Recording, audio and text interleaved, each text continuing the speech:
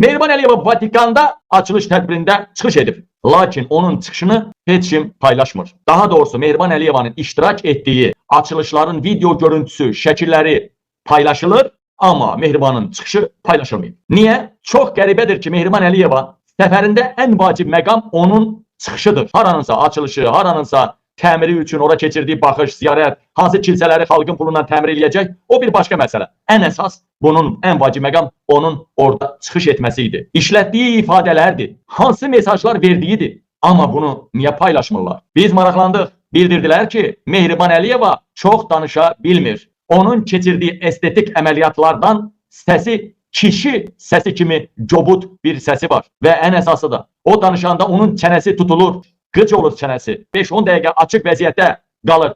Belə qalır. Ağzı əyilir. Qıc olur. Müəyyən müddət keçdikdən sonra ağız yenidən öz adi halındakı vəziyyətə qayıdır.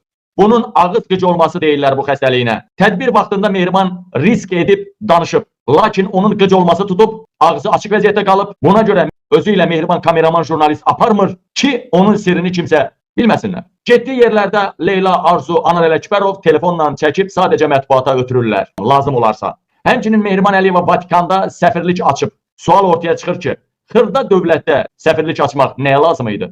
Öyrəndik ki, Azərbaycandan Vatikandakı banklara pullar daşınacaq.